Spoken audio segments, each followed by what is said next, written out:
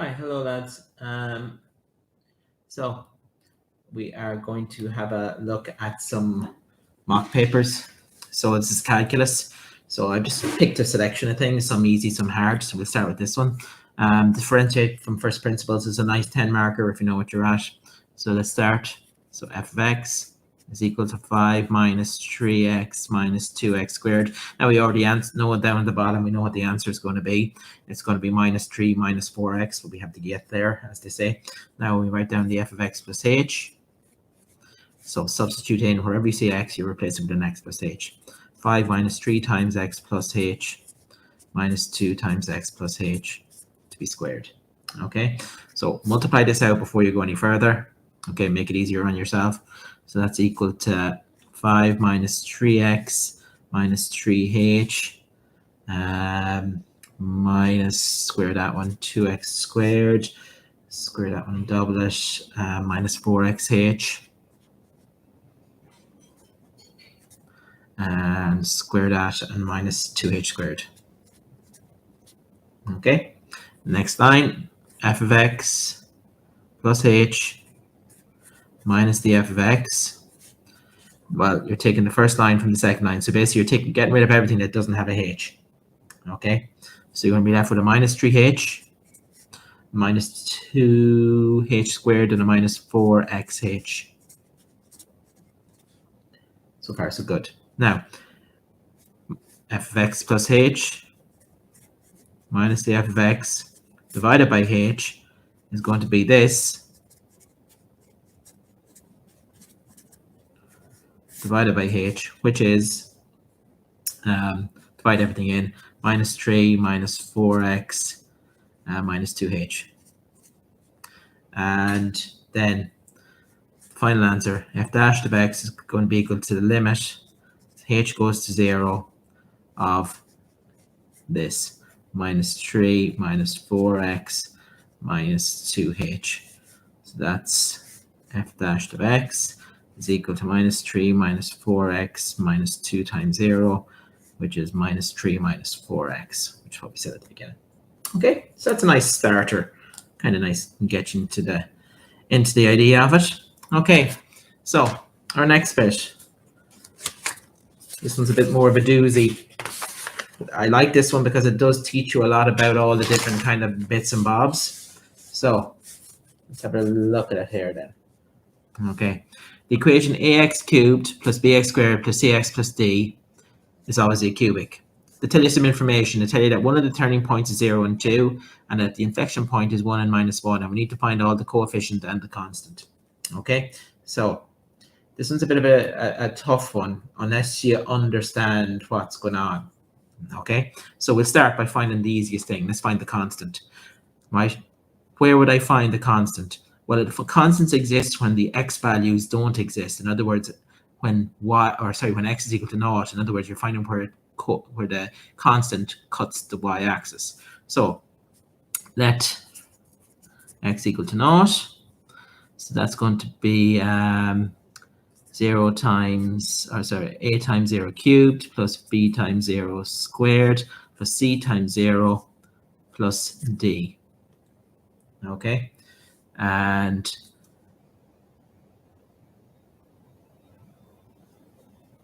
d will be where x is 0. And as if you look very carefully, they've given you a coordinate where x is 0 and where y is 2. So that's why then d must be equal to 2, because that's the only possibility. When you sub in x is 0, you should get out 2, and d is the only thing that's left over. So we've got our d bit. Okay, now what other information we have? If I sub in 1, I should get minus 1 out. Okay, so let's do that. Let x equal to 1. Now, they're telling us that the y value should be minus 1 if I put in 1. So that means that I'm just going to flip this around the other way. So that's a times 1 cubed plus b times 1 squared plus c times 1 plus 2 is equal to minus 1. That means a plus b plus c is equal to minus 3. So we can't do anything with that, but at least it's given us a formula for A, B, and C when you add them up to give you -3. So we'll park that one. That's no help to us. So let's keep diving in. I can't think of anything else to do now except maybe dy dx and see where that brings us. So let's dy dx it. So let's write down our formula again. So what have we got here? We've got ax cubed plus bx squared plus, what do we got? Cx plus 2, isn't it? And that's our f of x. So that's our y. So our dy dx is going to be 3ax squared plus 2bx plus c. So that's that. Now, let's try and think. Okay. Let's say if x is equal to 0, we might be able to find c on that. Yeah, because that constant would be when I make c. So let's try that x equal to 0 on this one. So what we get here? Let's say 3a 0 squared plus 2bx. 2b times 0 plus c. And that'll give me c equal to 0. Okay. So that gives me a c equal to 0. So now we have a plus b plus c. And I can now change that because c is 0. That's just a plus b equal to -3. That's even better because c now is 0. So let's dy dx it a second time because the inflection point can be gotten from the second differentiation. So d2y over dx squared. Sorry, let's do that again. So d2y over dx squared, that's dy dx, this is 6ax plus 2b. Okay, so that's my second differentiation. If let's pop in 1 into that because I know 1 from originally from the inflection point is there. So that's x equal to 1. That's 6a times 1 plus 2b. Okay, and the slope at that point. So let's try and work that one out. And we've got a little formula there, haven't we? That's 6a plus 2b. And there's the second formula. Okay, so let's put the two of them together. A plus b equal to -3 and 6a plus 2b equal to 0.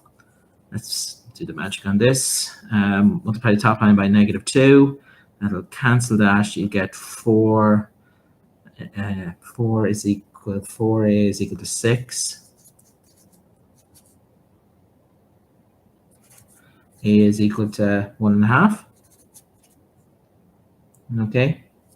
So if a is equal to 1.5 and a plus b is -3, then that would make b equal to, just give me a second on the calculator here. So -3 minus 9 over 2. So we have everything we need now, I think. We have, let's put it all together. We have 3 over 2 x cubed minus 9 over 2 x squared plus 2 equal to 0. So there's your A, B, your C is 0, and there's your D. Okay, so that one's a bit tricky. Jesus, that is a bit tricky, that one. Now, hence or otherwise, find the coordinates of the other turning point.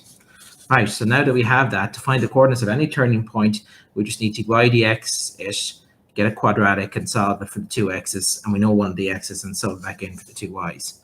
So that's what we're going to do. Okay, so to find the turning point of the other one, let's dy dx this bad boy. Okay, so that's 9 over, what's that? 3 is 9 over 2x squared. And 18 minus 9. Let's see, 2 18s. 18 over minus 9x equal to 0. What can we factor out of this? We could, I suppose. I'm trying to think now. Can we factor out 9? We can. Okay, so out of this, let's factorize 9 over 2x, and we're left with x minus 2, 18. Yeah, we're left with x minus 2. So x is equal to 0 is one of them, and x is equal to 2 is the other one. Now, which one had we for our first one? If we look back up, one of the turning points was 0, 2. So that was this one. So now we have to put this back in to find our y. So let's pop that back up in and find y. So that's 8 times 3 is 24. That's 12 minus 18. 12 minus 18. Popping it back up in here because it's our y formula, remember? Minus 4. So our 2 point are 0 and 2, and 2 and minus 4. Okay, that's an epic question now for a, for a 25 marker. There's a lot of work in there for a 25 marker. Okay, let's try another one then. So this is a section B type of question. So listen, to be honest with you, I don't know what it'll be worth by the time you get your hands on it, but at the moment, this is what it's worth. So let's give it a read. Acceleration, blah, blah, blah. This is the formula for acceleration, where t is the time in seconds after the drone begins to move. If the speed of the drone was 1.4 meters per second after 1 second, find its speed after 5 seconds. Give your answer correct to 1 decimal place. Okay, bit of a trick here. Okay, this is a formula for acceleration. Okay, we don't want a formula for acceleration. We want a formula for speed. So this is actually an integration. So we're going to have to integrate this. So we're going to integrate 0.2t plus 0.3. Now I'm not going to leave it as root t. Let's go t to the power of a half. It makes it a little bit easier. Okay, so we're going to integrate this little bad boy. So integrating this one, pretty okay, I'd say. So 0.2, that's going to be t squared over 2. Integrate that one. Okay, this one's a little bit more tricksy. Okay, that's going to be 0.3. So what are we doing?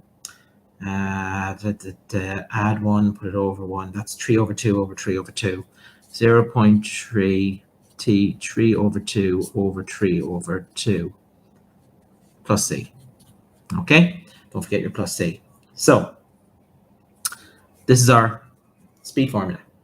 Okay, so this is the SDT, or velocity in time. It's probably the easiest way to do it, because that was acceleration time. So we still need to find c before we kind of find the speed after 5 seconds. We can't, if I put in t here, I still don't know what this is, but they do tell me information.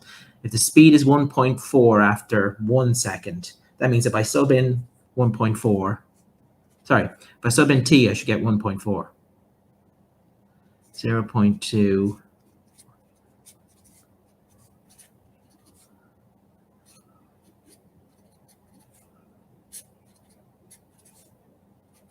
So add them, take it away from 1.4, and I should have a c. Okay, so let's try and do this one then. That's 0.1 by 1. So that's 1.4 is equal to 0.1 by 1, which is 0.1. Okay, and that's it. Yeah. So that's 0.1, 0.1 plus, now this one's that's grand, it's going to be what it is. So that's 0.3 multiplied by 1 to the power, 1 to the, we do this, 1 to the power 3 over 2 equals divided by 1.5. So it's 0.2. So 1.4 minus 0.1 minus 0.2, 1.1. C is 1.1. So now my formula for velocity is going to be same thing again, 0.2 t squared over 2 plus 0.3 t to the power 3 over 2 over 3 over 2 plus 1.1. And now we're going to sub in t at t is equal to 5 in order to get our final answer here. Okay, so Oh God, 0.2 multiplied by multiplied by 5 squared. 5 squared divided by 2. That's 5 over 2 for that bit. 2.5. So that's 5 over 2 plus 0.3 multiplied by 5 to the power 3 over 2. To the power 3 over 2 divided by 1.5 plus 1.1 plus 2.5. We're looking at 5.8. To one decimal place, we're looking at 5.8, 0.8 meters per second. Okay, so tough one. I suppose the major problem there is people will just go backwards. They'll dy dx it. You're actually meant to integrate it. Now, anyone doing physics would have no excuse there because that is acceleration. But, I could see the problems. Now, find the average speed. Now, this should be shouting from the hilltops to you. Find the average value of the speed in an interval of between 9 and 1 second. So, average, that's our formula. Remember, 1 over b minus a, where b and a by the velocity in this case. Okay, so average, let's get this one. So that's 9 to 1. So it's 1 over 9 minus 1. And we're going to integrate this between 9 and 1. And we're going to integrate, what have we got our formula here? Whatever the hell it is. This formula here, right? This one here. Okay, so that's going to be, we're going to integrate 0.2 t squared over 2 plus 0.3 t to the cube over 2 plus 1.1. Okay, so that's what we're going to integrate. Okay, integrating this backwards. Now let's try and make this easier. I'm going to use a different color. Before I integrate it backwards, 2 into that, that's just going to be 0.1 t squared. 0.3 divided by 1.5 is 1/5 plus 0.2 t to the 3 over 2 plus 1.1. So I'm going to integrate that green one because it looks a bit better than that. That was grand up there because I was subbing in. I didn't need to tidy it up, but I definitely need to tidy that up now. So that's going to be 1 over 8 integrated between 9 and 1. Okay, that's going to be t cubed over 3, 0.1 t cubed over 3. That was an easy one. That wasn't too hard. Now, that's going to be, oh, mother of God. Okay, that's going to be 0.2, I think. Add 1, so that's 5 over 2 over 5 over 2. Plus 1.1 t. So that's it integrated. Okay. Now it's line because we've integrated it. So that's integrated now. We're going to integrate it 9 and take that away from the integrated 1.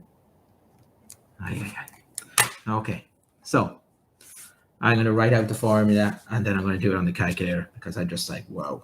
So this is 1 over 8,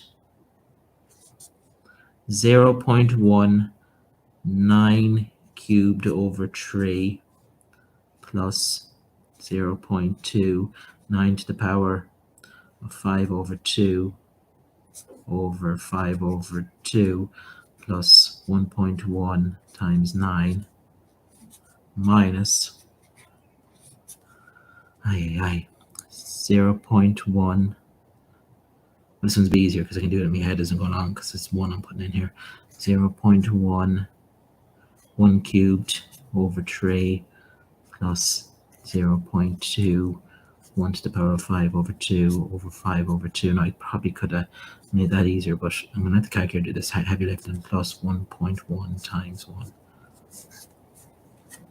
Right, let's go for this. 0.1 multiplied by 9 cubed equals divided by 3 plus in a bracket 0.2 multiplied by 9 to the power 5/2.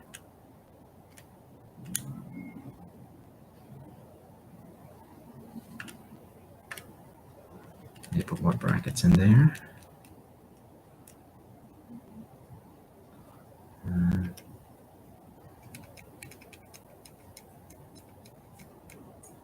Divided by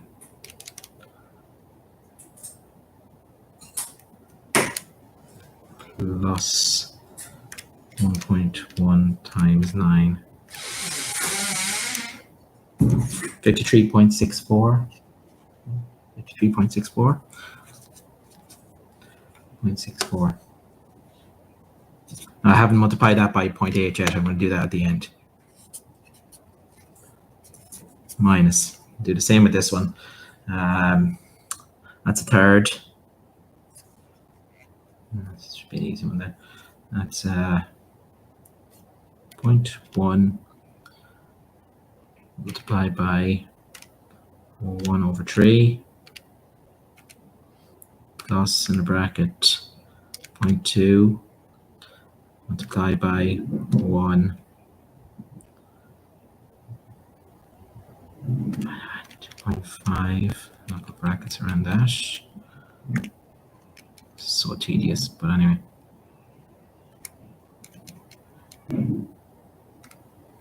Equals plus 1.1. Right, so we've got 1.123. Sorry, 213. So I'm just going to take those two from each other and then get an eighth of that answer. 53.64 multiplied by 6.55. 6.55 meters per second. That's your average. Wow, that's epic. That's epic in a way that you don't often find things being epic. Okay, nice. Moving on. We have chemicals. So the chemical process involves the use of a catalyst, an agent that stimulates a chemical change in a reaction chamber. The volume of the catalyst is given volume over time 2e to the t plus 2e to the minus t, where v is the volume and t is the time, blah, blah, blah. At what rate is the catalyst released into the environment initially? Well, that's at t equals 0. So let's sub that bad boy in.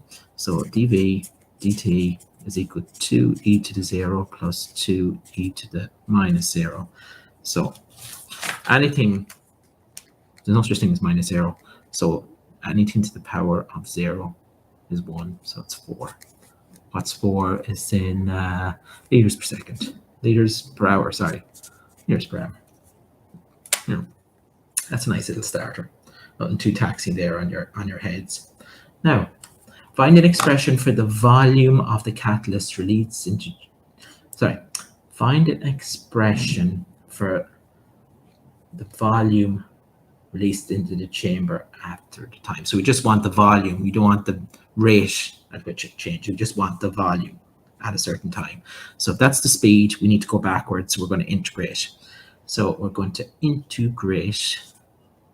Okay, we're going to integrate 2e to the t plus 2e to the minus t. Okay, so if that's dv dt, we'll come back to v, volume per time. So what happens when you integrate? Okay, when you integrate that, it just says as that. Okay, because it's 1 as the coefficient, so it's 1 times 2e to the t. The coefficient there is -1, so just be careful. So, and don't forget your plus c. Now to give us some information, okay, at time 0, the volume should be 0. So at time 0, the volume should be 0. So obviously c, the original thing, there must have been, nothing in it at the start. So that means c must be 0. So when t is 0,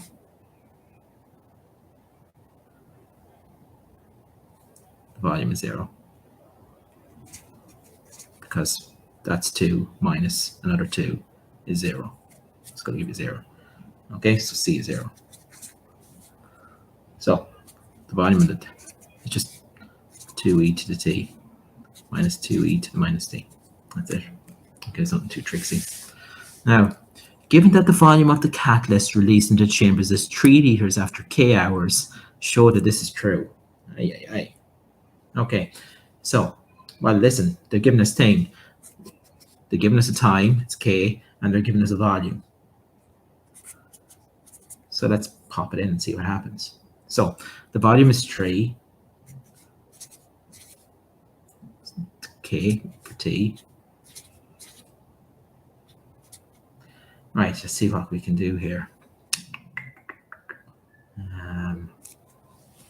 Let's see, we want to try, what are we trying to do here? We're trying to get, oh, see this here, 2k. Okay, the only way you're going to get that is if you have another k in there, another e to the k in there. So they must, I'm trying to think, they must want us to multiply an e to the k by everything to get 2e to the k there. So that's going to give us e to the k. So I'm multiplying everything by e to k. Multiply that, because I'm just noticing there's no way you can get e to the 2k unless you're using an indice rule and you've got 2 e to the k's added, multiplied together. That's the same as adding the indices. And obviously this needs one of them anyway. So let's just go for it. 2e to the k by e to the k minus 2e to the minus k by e to the k. So that's what we have there. So that's 3e to the k equal to, add the indices. Now, let's see, what is this going to, like, the bases are the same, so I'm going to add the indicator. Sorry, I'm going to add the indices. Minus k plus k is 0, so that's minus 2e to the 0. So minus 2e to the 0, so that's minus 2e to the k is equal to 2e to the 2k minus 2. That's what we're asked for. That was nice. Didn't expect that. Okay. Right. That was very nice. So let's try another one then, I suppose. I'm going to try another one. Right. Let's have a look at this one then. Another differentiate. I might skip the differentiate from first principles bit because I'd say you're sick of them now. Now, listen, you do it yourself and practice on it. You should already know what the answer is going to look like. Just follow the one in the previous version and you should get there. But I'm more interested in this one down here. Okay, this one looks fun. So let's have a look at this fella here. Okay, so give it a look and see what you think about it. So we have y equals e to the x cos kx. Find dy dx, fair enough. And then second differentiate this fella. Okay, so let's start. Okay, so if y is equal to e to the x cos kx, then dy dx is, right, let's have a gander at this. To me, this looks like a u by a v. Okay, that's a u, and there's my v, but the v looks like a chain. So it's like, I think they love these questions. So we're going to have to find u dv dx, then v du dx. Put it all together, get myself an answer. Right, so let's start with u. Now we need the v dx. So if this was the cos of 2x, it'd be minus 2 sine of 2x. But it's the cos of kx, so it's going to be minus k sine kx. Okay, so reverse the process now, plus v cos kx by du. Well, what happens when you dy dx e to the x? Well, you just end it up with e to the x. So that's it, dy dx. That's very nice. Now, Let's dy dx this again. Let's get our second differentiation going here. So we have a little bit more fun here. We have a u by a v and a u by a v. U by a v. So that's u dv dx. U dv dx, that's another u by a v. So that's going to be, take this bit of it, that's going to be k cos kx. So that's going to be minus k squared cos kx. And then v du minus k sine kx by e to the x. So that's that bit done. So this bit here is this bit done. I still have the e to the x I can factorize out if I need to. Okay, so the other bit, let's do that bit of it, plus, that's a u by a v, u dv dx plus v du dx minus k sine kx. And again, I can take the e to the x out of that. Okay, so let's try and take the e to the x out of, e to the x is in everything. So we have an e to the x out of everything. And we're left with, what are we left with? A minus k squared cos kx minus k sine kx plus cos kx and minus k sine kx. And I can see straight away there, these two add. So that's e to the x on minus k squared cos kx minus 2k sine kx plus cos kx. Oh, mother God. Okay, that's it done. Yeah, that's it done. I don't know why I decided to go about the other one, but I did and I did. That's it done. Okay. All right, lads.